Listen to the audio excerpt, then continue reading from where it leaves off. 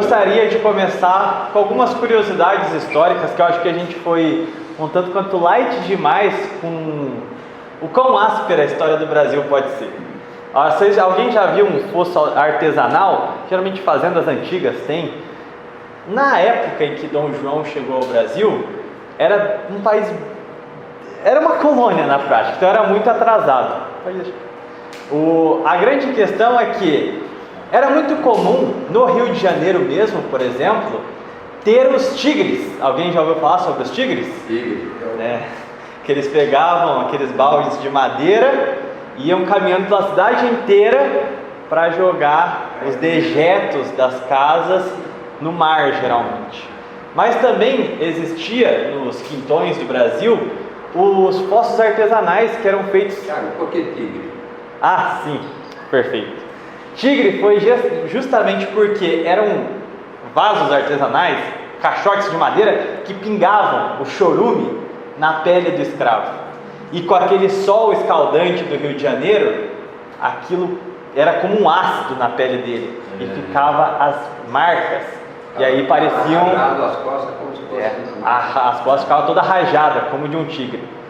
Outro fato interessante relacionado ao interior é que eles faziam fossas para despejar o esgoto. E quando tinha os famigerados negro-fujões, que tinham os capitães do mato para pegar, um dos castigos comuns, os mais elevados, era pegar o sujeito, jogar na vala e deixar alguns dias lá, no meio das fezes, dos dejetos. Bom, além disso também, alguém sabe como era feito para diferenciar um negro escravo de um negro livre? Quando o sujeito é escravo, ele não tinha sapato, então ele passava anos descalço. E vocês já devem ter visto algum pé calejado, o pé vai ficando enorme por causa dos calos. O que diferenciava um negro escravo de um negro liberto era o calçado, mas aquele que foi escravo e ganhou sua liberdade, ele ainda tinha as marcas em seus pés, então não cabia os calçados. Então o que ele fazia? Amarrava no braço, amarrava na cintura, para que ficasse claro que ele não era um escravo. Então o sapato era a marca da liberdade dele. Esse é a real condição da escravidão no Brasil. Mas ao mesmo tempo, não sei se vocês já tiveram a oportunidade de ler Minha Formação, de Joaquim Nabuco, mas ele diz como ele se tornou um abolicionista. E ele diz que ficou embasbacado quando um negro, fugido de seu senhor, chegou até a fazenda da tia dele, implorando que a tia comprasse ele. Ele não buscava liberdade, ele buscava outro senhor. Que realidade explica alguém clamar para continuar sendo escravo, só que de outra pessoa? Aqui nós entramos na democracia racial de Gilberto Freire. Talvez ao ouvir esse termo, coraçõezinhos esquerdistas palpitam forte. Mas Gilberto Freire aponta que o modo de produção do Brasil colonial, a Casa Grande, o latifúndio, ele cria uma sociedade dentro daquele ecossistema chamado Casa Grande. A Casa Grande ao centro, com os mestiços libertos que prestavam serviços, mas também a senzala, onde os escravos ficavam.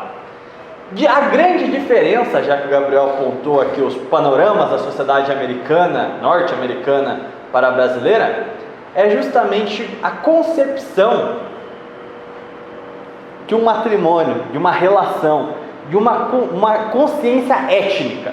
Nunca passou pela cabeça de um anglo-saxão se aproximar de uma mulher negra, ou o inverso, uma mulher branca de um homem negro. Os casos de quando aconteciam eram ostracizamentos públicos. Homens negros que se relacionavam com mulheres brancas no período colonial dos Estados Unidos, o cara era crucificado em praça pública. O sujeito que se relacionava com uma mulher negra era excluído da vida social. Enquanto cá nos trópicos a situação era um pouco diferente. O senhor de engenho que via a menina escrava crescendo vê as suas roupas ficando curtas e algo começava a mexer com ele ali dentro. E aí surgem os primeiros mulatos. Isso não foi uma condição de exclusão social do sujeito, do senhor de engenho, que, sejamos claros, que abusou de sua escrava. Ele não era punido socialmente por isso. E os filhos do senhor de engenho com escravas não tinham status de escravo. O senhor de engenho assumia em partes aquela criança. Não se tornava um varão de família, pois não? Você está falando, faz parte da minha história. A minha bisavó era escrava e deve ter tido relacionamento com o senhor de engenho. Nasceu meu avô em 1888, conheci meu avô. Durante 30 anos eu vivi com meu avô. Então, a minha bisavó era escrava. Meu avô nasceu em 1888, já era liberto. Casou com a minha avó, que era descendente de holandês com índio. Por isso que o meu interesse de vir aqui, né? Porque eu também estou comemorando, né? Se meu avô tivesse vivo hoje, ele teria 135 anos. Sim. Essa é a pátria mestiça. Exato. Essa é a raça brasileira. Só um segundinho. Sim. Então, é isso que você acabou de falar. Então, o senhor de engenho assumiu meu avô, né, deu o nome, que devia ser português, então Félix Monteiro. Porque hoje eu sou Félix Monteiro. Né? Meu pai José Félix Monteiro, eu igual Félix Monteiro, e meu filho Luiz José Félix Monteiro. Isso é uma coisa importante. José do Patrocínio, um dos pais do abolicionismo, o caso dele é ainda mais controverso. Ele é filho de padre. O padre se engraçou com uma escrava e ele se viu na obrigação moral, não uma obrigação legal, de dar educação para o seu filho. É por isso que José do Patrocínio vai ser um dos maiores jornalistas e dono de jornais, ainda no Brasil Império. Antes da abolição da escravatura, um homem mulato, filho de escrava, ele era dono de jornais do Rio de Janeiro, na capital do Império. Por quê? Porque o pai deu instrução para ele, pagou os estudos, fez-o um homem de fato. Essa é a grande questão. Isso é a democracia racial de Gilberto Freire. Não é uma romantização como se o Brasil não tivesse as suas marcas, as suas cicatrizes. Pode falar. Enquanto isso, os Estados Unidos não devem comprar por dia, porque nem cidadão é considerado, nem propriedade do dia dele. A grande questão é justamente essa. A democracia racial não é negar o passado obscuro que nós temos, sim, mas é tirar o ouro. É a grande questão de São Tomás, né? Não há um mal do qual você não possa tirar um bem. Então essa é a grande questão. A nacionalidade, ela surge desse suco, que é sim de sofrimento, mas de uma experiência única na história da humanidade, que foi o empreendimento nos trópicos. A sociedade brasileira é única no mundo, a única sociedade cósmica, mestiça e que conseguiu ordenar uma natureza indomável para todos os outros povos europeus que aqui tentaram fazer empreendimentos. Nós fomos a mistura que conseguiu domar tudo isso. A grande questão aqui, que eu acho interessante a gente pontuar, para a gente não entrar em searas antropológicas, a gente observar o contexto histórico em que o Império se colocou. Porque alguns conhecem meu canal no YouTube, mas eu uso o codinome Saquarema, que é em referência ao Partido Conservador do Império. E o Partido Conservador é extremamente controverso. Quando a gente chega no século XIX, a gente encontra em cenário internacional uma Inglaterra já fortalecida, industrial, potência econômica e militar, principalmente marítima. Agora que eles não precisavam mais do trabalho escravo, e vale lembrar, os maiores mercadores de escravo da história da humanidade foram os ingleses e os judeus. Isso precisa ficar bem claro. Você olha para os portos brasileiros, quem patrocinou por quase 400 anos o tráfico negreiro? Foram essas duas classes. A grande questão é que quando não foi mais útil, devido à Revolução Industrial ter ganhado corpo na Inglaterra, eles resolveram pagar de cristãos. Os mesmos caras que fundaram uma igreja que era subordinada ao Estado inglês, agora queriam falar sobre cristianismo. E aí eles começam a dizer que a abolição não é aceitável para os países cristãos. E eles começam, a partir da proibição do tráfico negreiro, eles assumem uma postura que iriam atacar todas as nações, as embarcações que estivessem envolvidas no translado.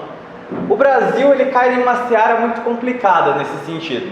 Nós tínhamos o famigerado Triunvirato Saquarema, que seriam talvez os nomes mais célebres da nossa elite política do século XIX e quiçá até os dias de hoje, que era o Rodrigues Torres, Eusébio de Queiroz e o Visconde do Uruguai. Nessa época, Bernardo Pereira de Vasconcelos, que foi o fundador do Partido Conservador, ainda estava vivo na liderança do partido. E em 1930, ali nos finalmente do primeiro reinado, já estava derretendo, a gente tem a pressão inglesa para nós suprimirmos o tráfico negreiro. Vem a lei para inglês ver, que dá nome à expressão, né? Só que isso não se sustenta. E aí a gente precisa analisar o momento da independência.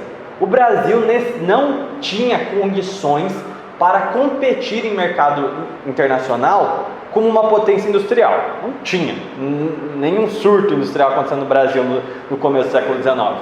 Então, ele era dependente das commodities. Não que a gente dependa hoje em dia de commodities, né, gente? É uma realidade já muito superada, né? Mas a gente era totalmente dependente e não se tinham as tecnologias do campo ainda. A Inglaterra conseguiu abolir a escravidão porque ela fez engenhos no campo e ela não precisava alimentar o resto do mundo.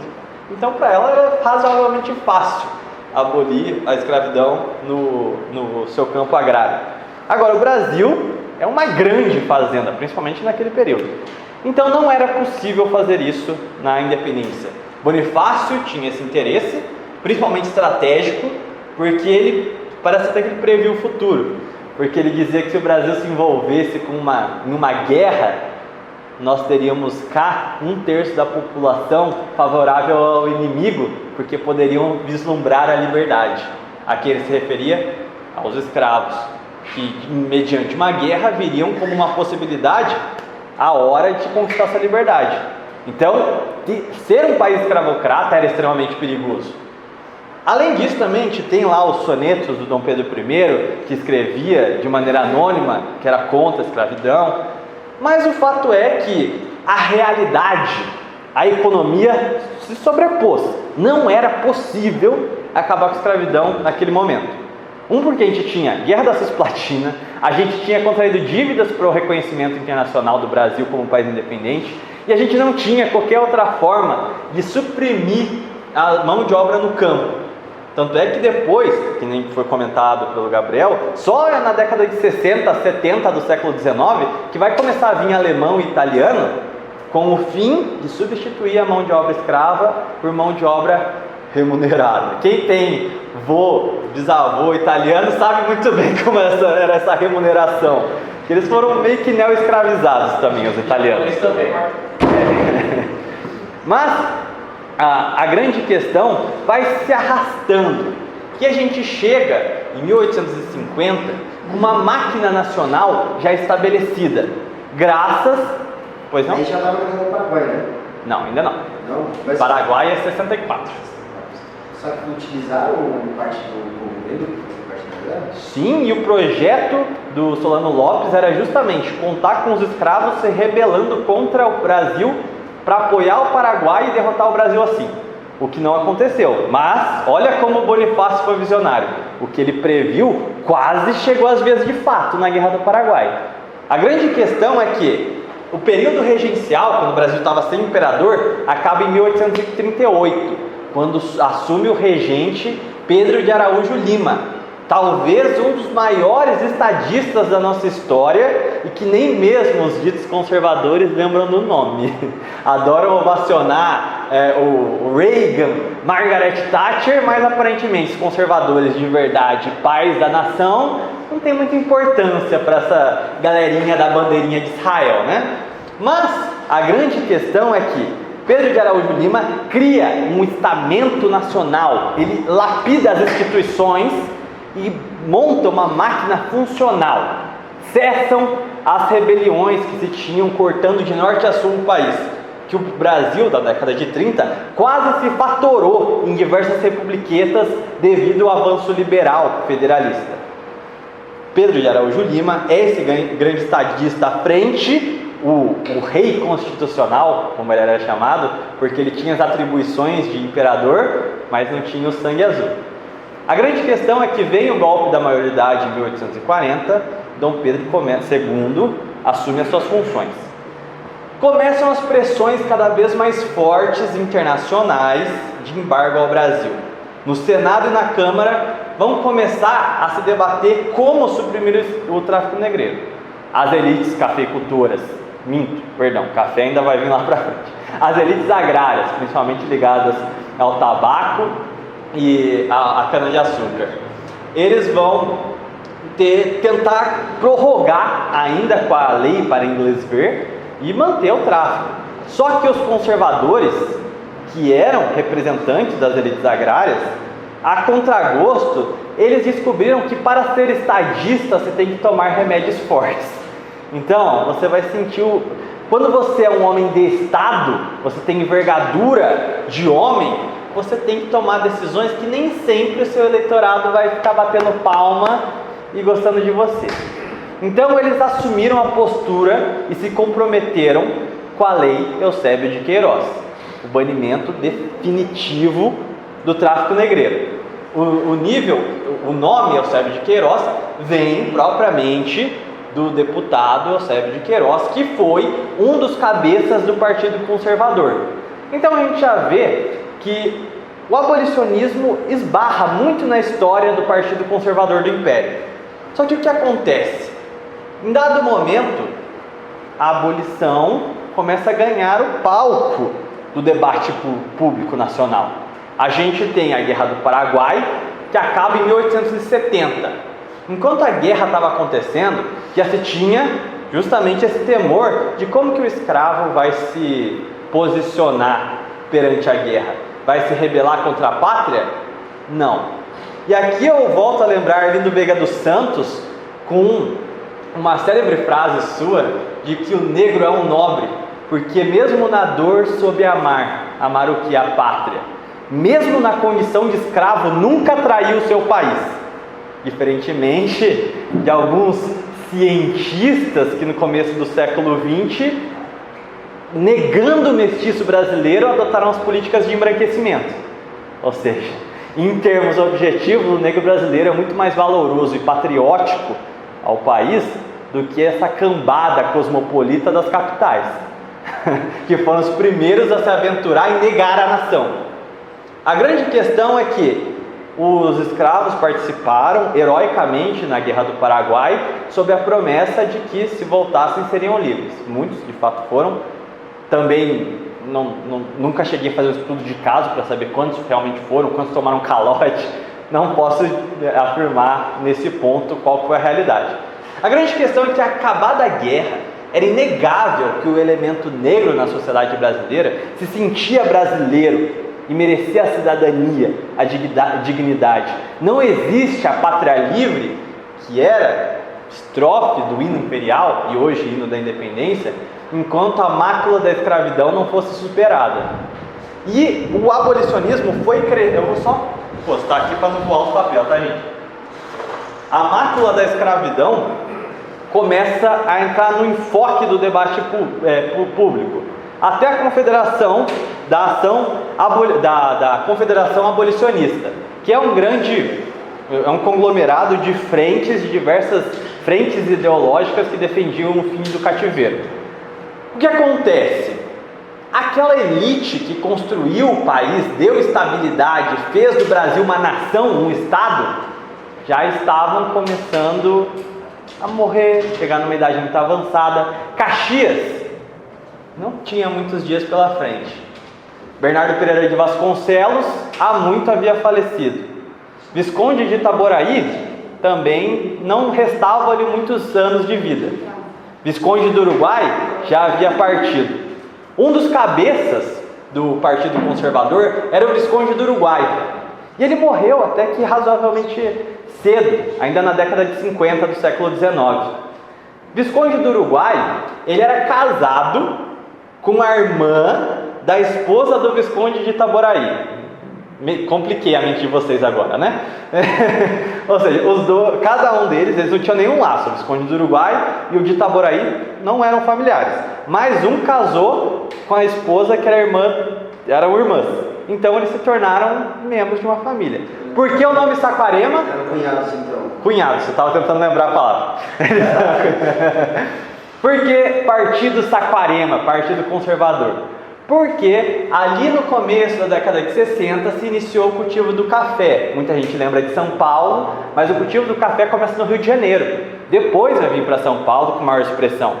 Uma dessas cidades cafeicultoras era o distrito de Saquarema. E lá estavam as terras conservadoras, como eram chamadas. Porque todos os grandes nomes do partido haviam vindo de fazendas dali. Inclusive as esposas desses dois grandes estadistas brasileiros.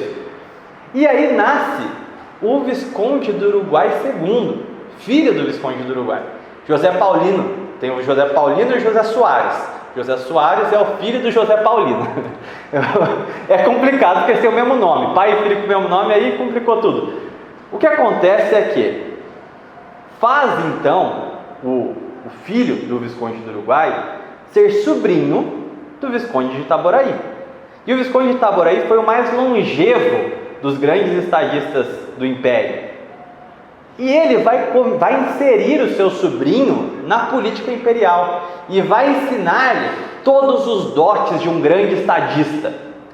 E qual que era o grande ponto do Itaboraí? Foi no seu gabinete em que começaram a ver as demandas pela lei do ventre livre. E ele já começou a ver que a coisa começava a ficar estranha. Mas não porque ele era um escravista em essência, mas porque de tal forma ele amava a sua pátria, que ele estava disposto a tomar os remédios amargos. Ele percebeu uma tendência no imperador. O imperador faria sua primeira viagem à França. E o imperador, todo pomposo e progressista, queria chegar nos círculos abolicionistas franceses como um monarca libertador, abolicionista. O parlamento começou a pressionar o Visconde de Itaboraí para aprovar a lei do ventre livre.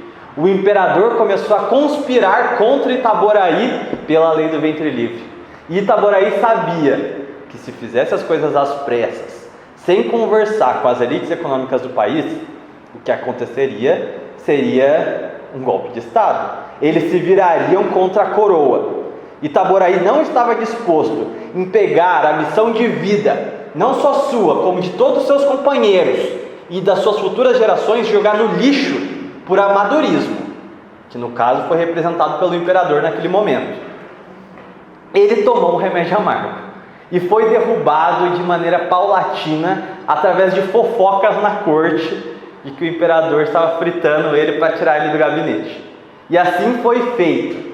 O imperador foi para a França como grande libertador, mas por trás das cortinas, 1870, publicação do Manifesto Republicano na cidade de Itu. As coisas já não iam tão bem. Na Confederação Abolicionista cresciam alguns nomes: Joaquim Nabuco, o José do Patrocínio, o Antônio Bento, todos monarquistas. Dos republicanos começaram a olhar aquilo e falar: tá, vai sair no Império a abolição. A abolição vai deixar de ser uma pauta republicana. Só que tem um grupo de descontentes, que são os fazendeiros. Vamos propor o quê? Uma república oligárquica. E para lá foram os republicanos. Jogaram o negro brasileiro na lata do lixo como nada fosse. Agora a abolição não mais era importante, porque o que era importante era a república, fosse a qualquer preço. E assim começaram as conspirações ainda na década de 70. Alguns eventos vão ser importantes, e aqui nós precisamos até porque a princesa está em processo de beatificação. Nós abrimos esse encontro falando sobre a sua santidade. E aqui entra algumas características. Primeiramente, seu esposo, Conde Dan. Muito interessante. No dia em que o Barão do Rio Branco, Paranhos, que o Gabriel citou, ia ser empossado como presidente do Conselho de Ministros, sucedendo Itaboraí, o que aconteceu? Esse sujeito resolveu fazer uma festa em loja maçônica. Ele com toda a elite imperial, inclusive padres, indo para lojas maçônicas. Conde Dan foi convidado em carta aberta para prestigiar o célebre estadista imperial. Conde Dan respondeu: pois bem sabem que sou católico, não posso frequentar tais casas. Então, ali já foi o momento em que a guerra foi declarada contra a princesa Isabel. Campanhas das mais sórdidas e baixas contra ela, dizendo que ela não era apta a governar porque era mulher, porque ela seria manobrada pelo seu esposo reacionário francês, como se ele não tivesse legitimidade para governar. A grande questão, que é engraçado, é que o mesmo senhor Paranhos, Barão do Rio Branco, ele entrou em uma polêmica que viria a se desdobrar no fim do Império, para ser mais claro. O senhor Paranhos, ele viu que tinha um tal bispo de Olinda e Recife, que ele não estava respeitando o padroado. Padroado, para quem não sabe, o Brasil era um estado confessional católico, era a religião oficial do estado.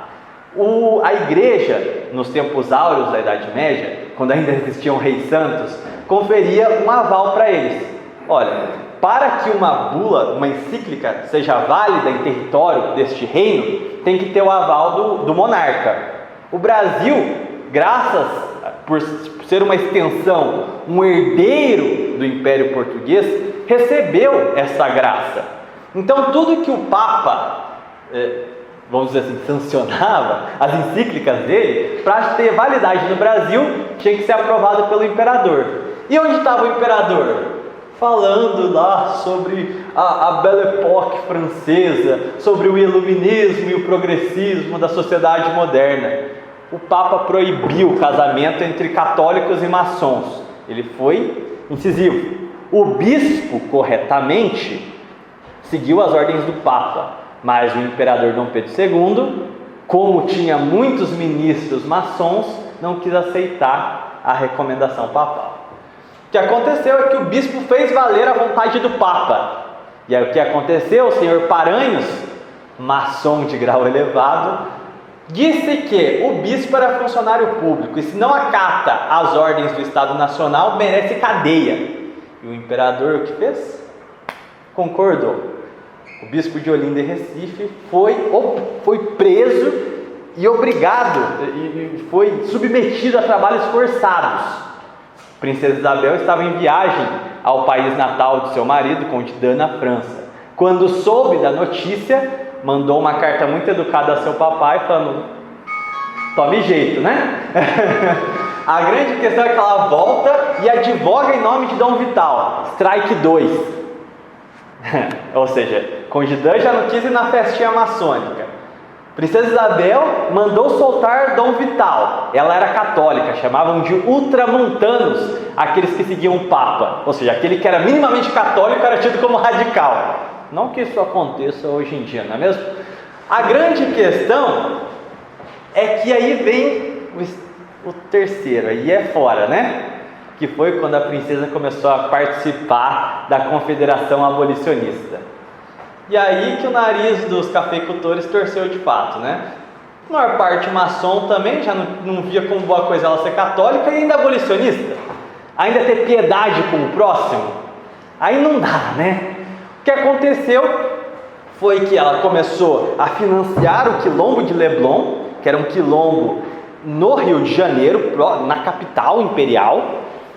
E depois disso, ela começou a ir em cidades, distribuir alforrias. Tem um ato dela, se não me falha a memória, foi na cidade do Rio de Janeiro, em que em um dia só ela comprou 100 alforrias para acabar com a escravidão na cidade do Rio.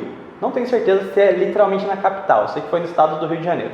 Mas ela fez grandes atos que sinalizavam o seu apoio ao fim da escravidão. Tanto que as leis abolicionistas, elas andam nas suas regências. Quando o imperador se afasta, vai fazer alguma viagem, ela quem ficava governando. Porque no Brasil não se tinha essa exclusividade patriarcal. Uma mulher também podia reinar. E isso aí já é uma tradição portuguesa. Ibérica, se falha a memória. A grande questão, e aí que a coisa começa a ficar interessante, é que a história ela é muito complexa. Diante desses fatos, Visconde do Uruguai II, que foi criado por seu tio, Visconde de Itaboraí, que queria acima de tudo a unidade do Brasil, começou a ser o presidente, a liderança do Partido Conservador na Câmara. E ele sabia que se a princesa fosse incisiva demais, o império ia cair. Ele não era um maçônico como os demais, mas ele era pragmático. Ele sabia que se as coisas continuassem andando como estão, o império ia cair. Então ele foi enfático em lutar contra os abolicionistas na Câmara. E isso custou caro, porque apenas ele e mais um outro deputado, que me falha mesmo, Barão de Cotegipe, que votaram contra a Lei Áurea. Mas é muito fácil a gente estereotipar e falar, canalha, anti-escravocrata, anti-abolicionista, um escravocrata sujo. Mas vejamos, o tio dele, o homem que o criou, ele havia morrido em desgraça, porque seus últimos dias na vida pública, ele, por se preocupar com a sua nação, havia sido apunhalado pelo imperador, da maneira mais baixa, por vaidade do imperador.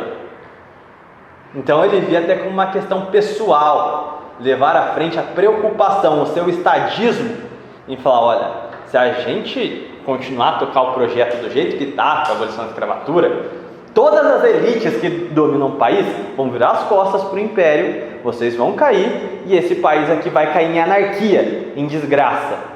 E estaria mais certeiro, segundo o Visconde do Uruguai?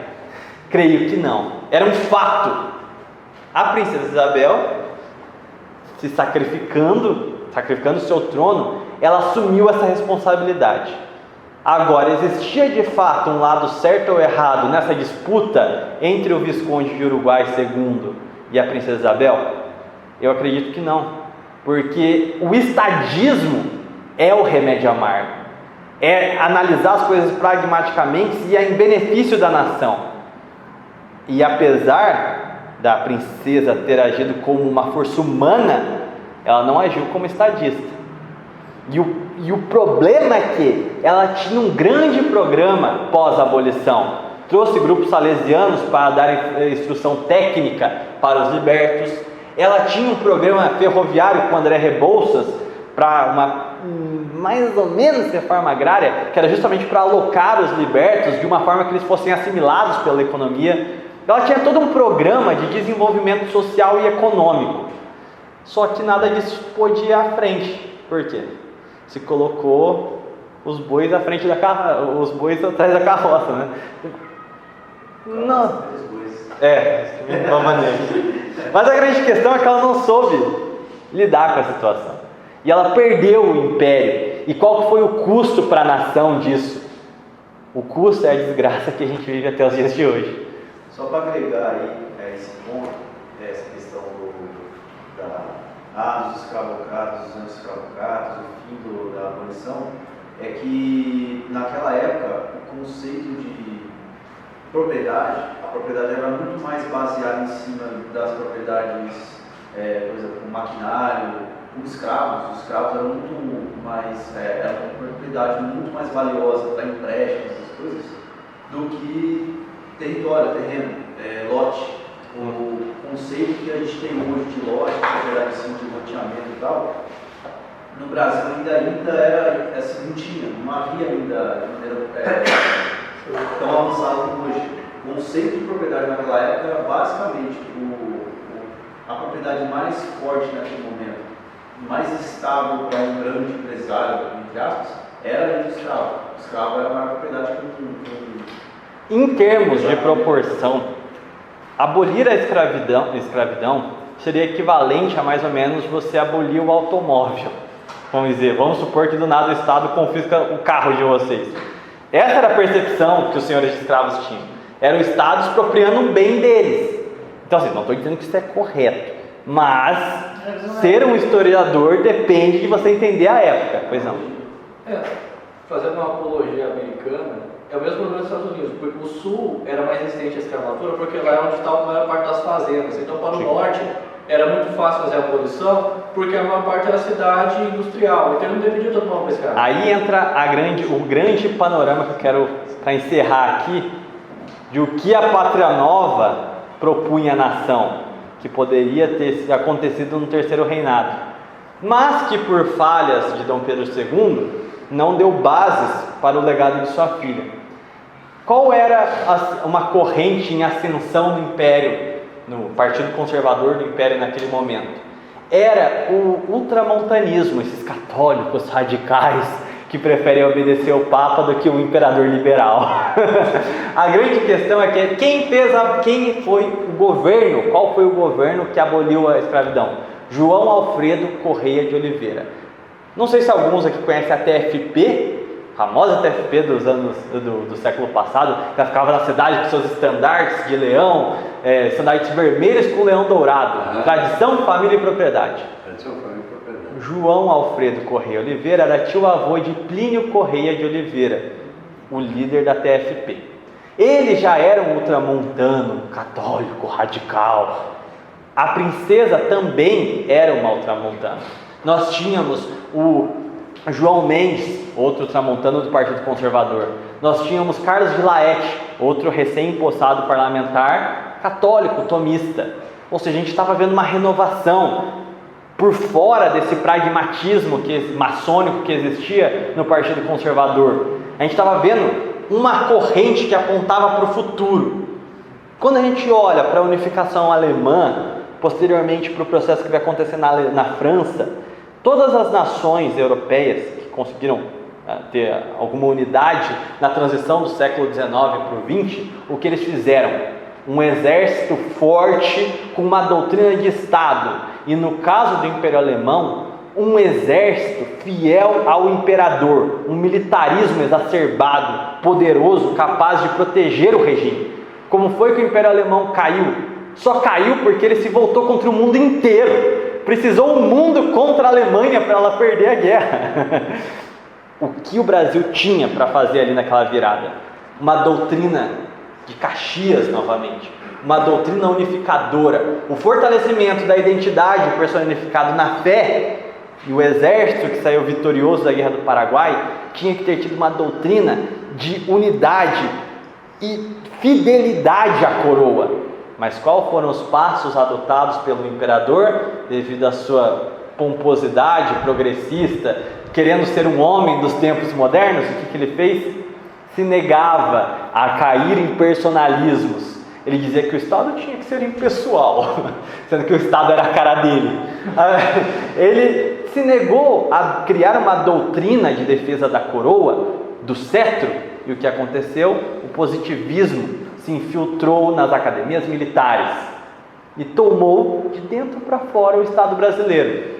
Se nós tivéssemos um exército forte, não seria problema reprimir as elites do café, não seria problema a distribuição de terra para os libertos. Mas, como diz o ditado, a estrada para o inferno é pavimentada de boas intenções.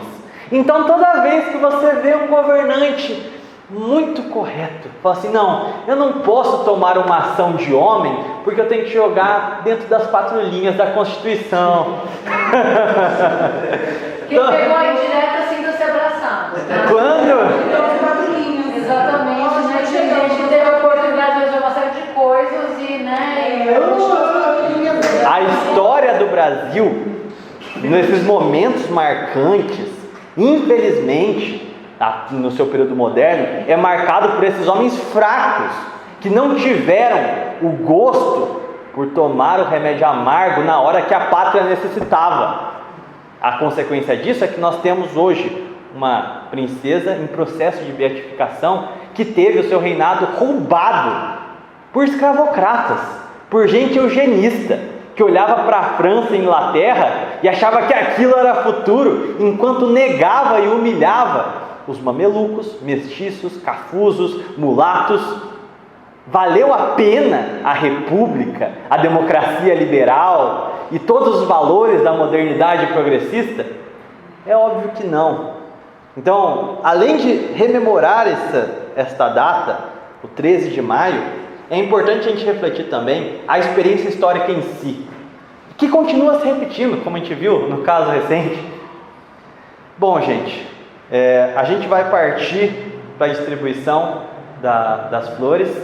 E muito obrigado a cada um que esteve aqui hoje. É muito bom que nós tenhamos um grupo que ainda mantém viva a memória da pátria. Como eu disse no último encontro, nação é tradição e tradição é memória. Enquanto ela ainda existir, a pátria não terá sido arruinada. Bom, muito obrigado a todos.